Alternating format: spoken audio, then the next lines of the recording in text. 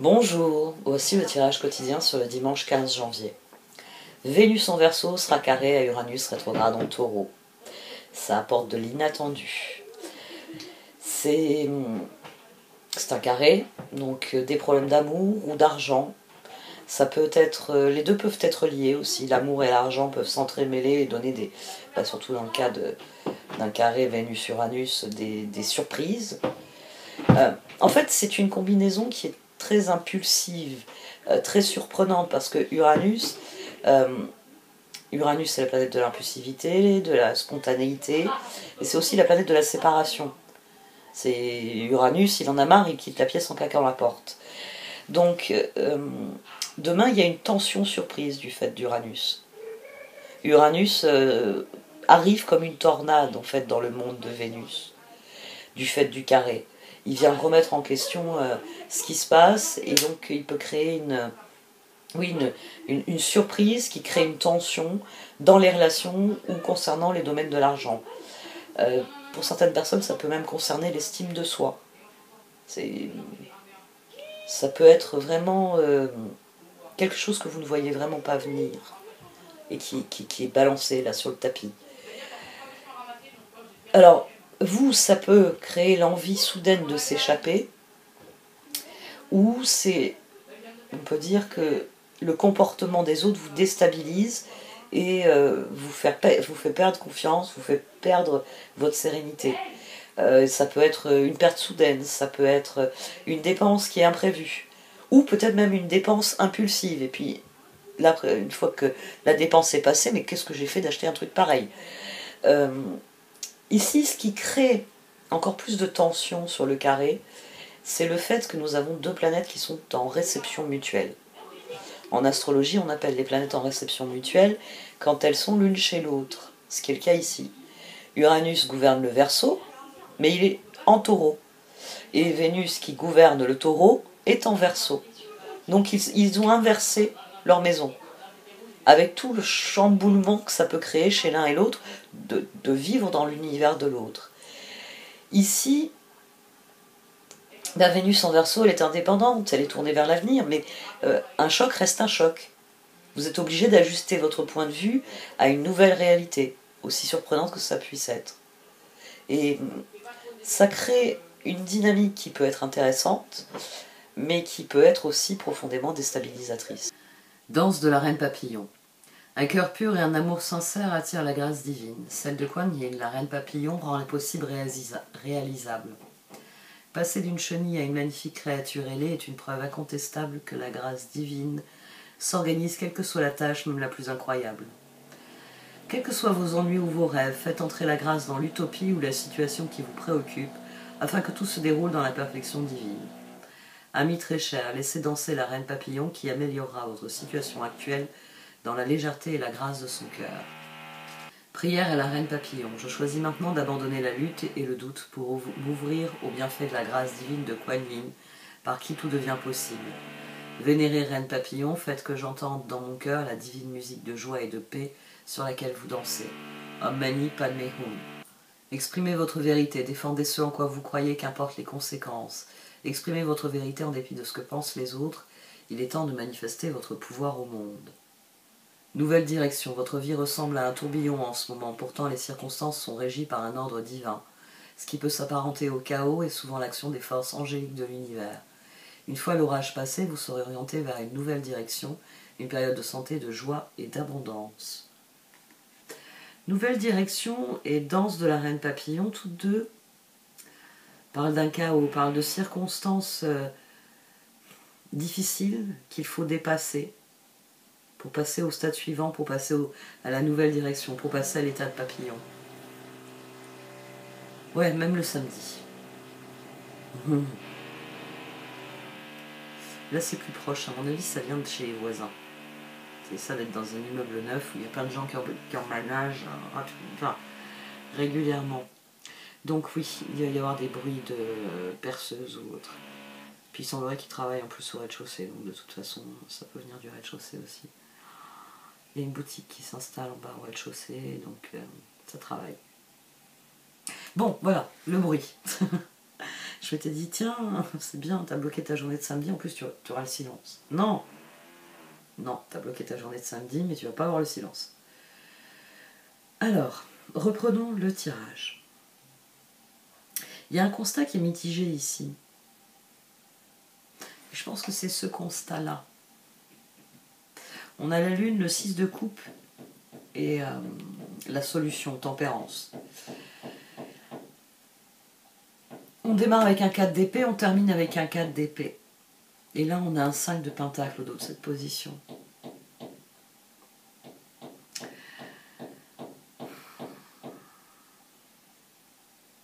C'est le 8 de bâton, le 8 d'épée, pardon, et la lune. C'est comme si les circonstances ne nous convenaient pas et qu'on décidait de faire... Que les cartes, elles nous disent « fais contre mauvaise fortune, bon cœur ». Oui, c'est pas la configuration idéale, oui, c'est pas ce que tu voulais. Qu'est-ce que tu ne voulais pas?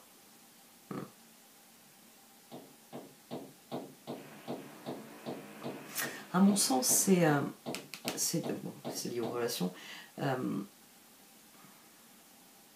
Il m'intrigue ce tirage, il m'intrigue beaucoup. Le 7 de bâton aussi est ressorti. 4 d'épée, 7 de bâton, magicien. Donc quelle que soit la réflexion qu'on ait ici, quoi qu'il arrive, il faut y croire. 7 de bâton, 9 de bâton, transformation. Il y a un appel très clair à agir. Chevalier d'épée, chevalier de coupe, 10 de pentacle. Ça, c'est votre cœur et votre tête qui sont au même endroit. C'est-à-dire qu'on, personnellement, on est alignés. C'est-à-dire ce que me dicte mon cœur, ce que me dise ma tête, c'est une seule et même chose. 10 de pentacle, c'est ça. C'est un chevalier d'épée et un chevalier de coupe qui sont d'accord. Ils sont d'accord sur quoi? 7 de bâton, 9 de bâton, transformation. Faut le faire maintenant. 7 de bâton, magicien, parce que j'y crois. Quelle que soit ma réflexion, j'y crois. 6 de bâton, ermite, pape. Je me suis dit, bon, ça prend une bonne direction. 6 de bâton, ermite, pape. Mais ici, lune, 6 de coupe, tempérance. 8 d'épée, jugement, chevalier de bâton. La lune ici, ça peut être une leçon, ça peut être un changement, ça peut être un constat. 5 de pentacle. La configuration n'est pas aussi bonne que je le pensais. Ouais, j'ai envie de dire, oui, c'est ça, c'est le constat est mitigé. Bon, après, on a un carré avec Uranus, quoi. Vénus, Uranus. Donc, Vénus, on peut se sentir parfaitement aligné avec la situation et avec ce qu'on a à accomplir. Et Uranus, c'est le caillou dans la chaussure. Les choses qu'on n'avait pas vues venir et l'équilibre que l'on n'obtient pas. Là, on a le jugement, d'ailleurs. On a 20.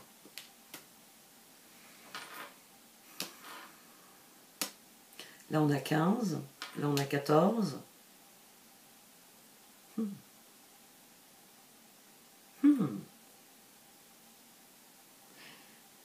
Et on a de nouveau 20.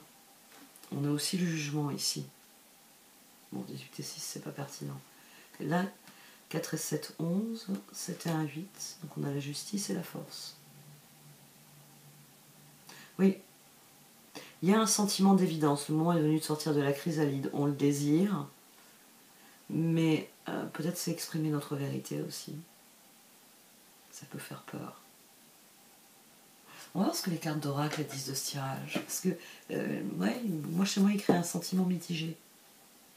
Bon, après, c'est le facteur Uranus. Hein. Le facteur Uranus, on sait qu'il existe. Mais c'est souvent, une fois qu'on l'a pris un bon coup, qu'on réalise qu'il était non négligeable. Facteur Uranus, c'est le cas de le dire.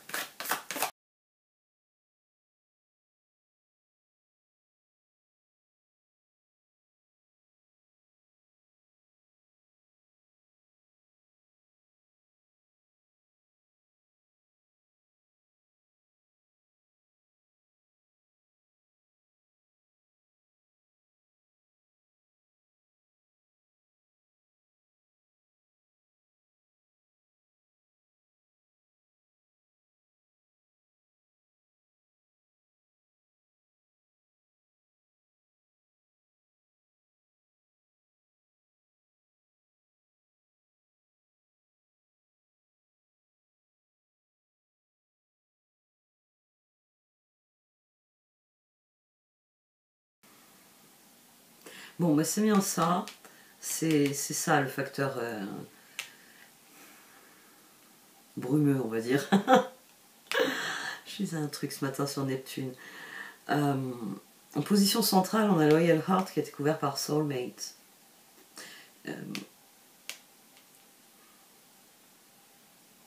Cette position centrale peut parler de nouvelles rencontres. Elle peut parler d'un constat.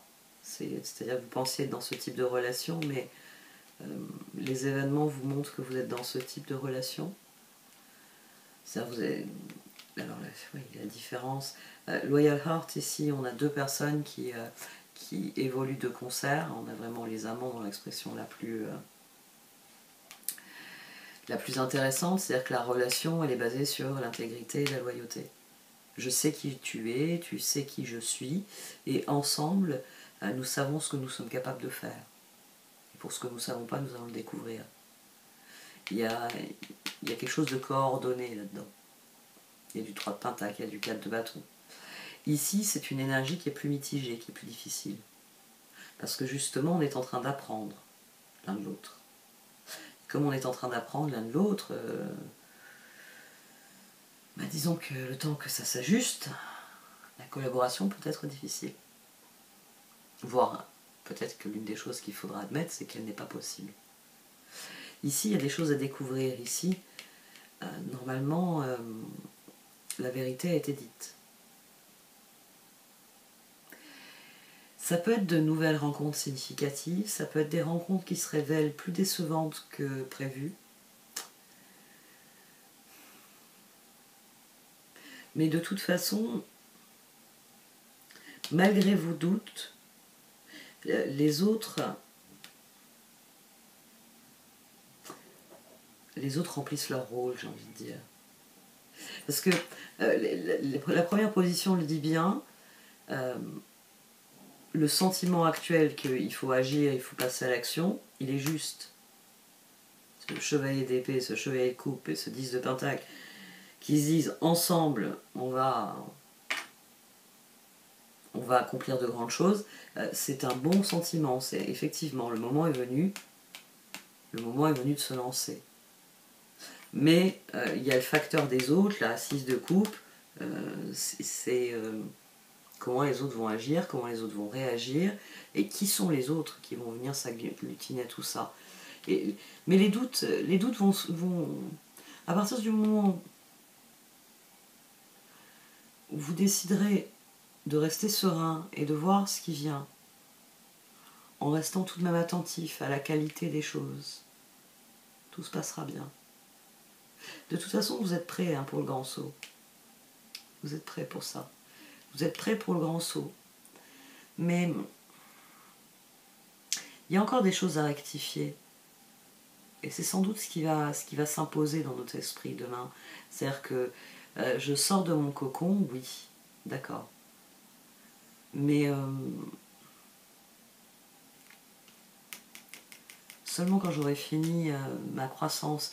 Oui, il peut y avoir cette dynamique-là. C'est-à-dire le besoin de passer à l'action, mais le sentiment qu'il faut le faire en douceur.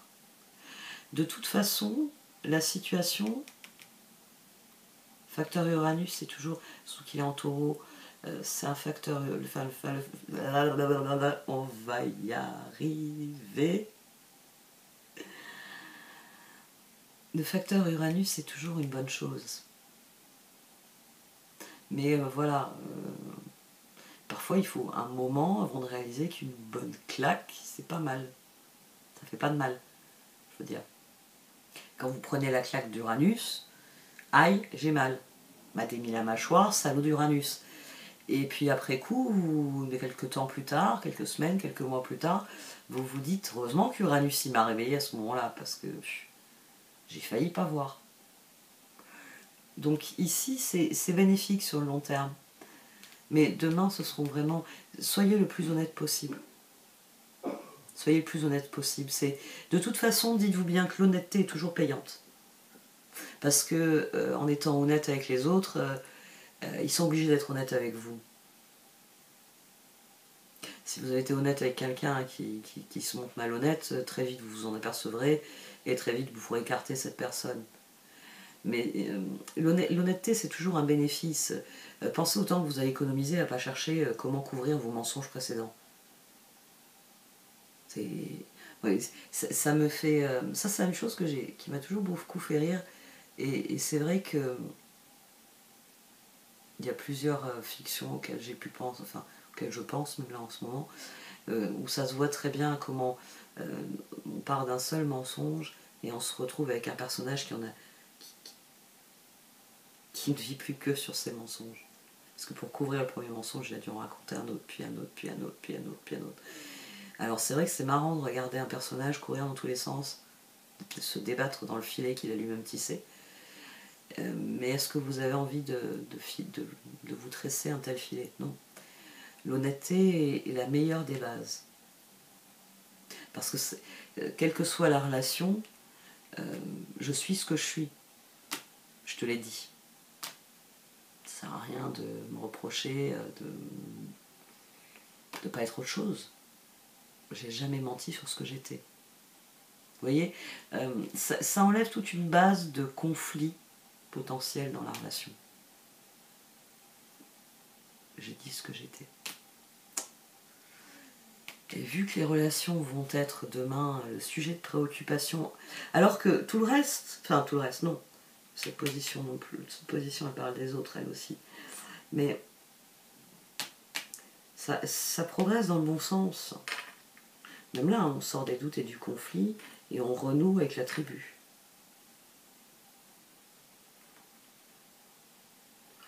C'est pour ça que j'avais ce sentiment mitigé. 4 d'épée, 5 de pentacle.